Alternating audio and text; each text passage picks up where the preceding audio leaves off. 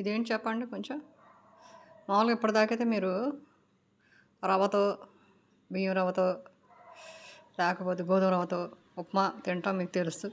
కానీ ఇదేంటంటే అన్నము, కోడిగుడ్డు, ఓ 2 గుడ్లు, కప్ అన్నం, టమాటో, మిరపకాయ ఇలాంటివి వేసి అయితే ఇక్కడ నేను ఏ విధంగా కూడా తాలింపులు వాడలేదు.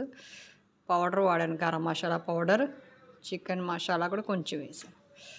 ఇది ఎలా అంటే కోడిగుడ్డు టమాటో బుర్జీ ఎలా ఉంటుంది చూడండి, ఎగ్ బుర్జీలో రైస్ వేసి తిప్పినట్లుగానే ఉంటుంది. కానీ దగ్గర దగ్గర అలాగే ఉంటుంది, కానీ టేస్ట్ మాత్రం అద్భుతంగా అమోఘంగా ఉంటుంది. మీకు ఎప్పుడన్నా ఏదన్నా ఇమీడియట్ ఇది రైస్ స్నాక్ ఐటమ్ కింద, లేకపోతే టిఫిన్ కింద మీరు తినేయచ్చు. ఇంకా టమాటా సాస్ వేసుకోండి, లేకపోతే ఎనీ గ్రీన్ చట్నీ, దీంతో కాంబినేషన్తో చాలా టేస్టీ అని యామీగా ఉంటుంది. అది ఏదైనా పప్పు చట్నీ అని వేసుకోండి. ఓకే, నచ్చుతున్నాయని నా వీడియోస్ మీకు కొత్తవారు ఎవరైనా చూస్తున్నట్టయితే ప్లీజ్ నా వీడియోస్ని సబ్స్క్రైబ్ చేసి మరీ చూడండి.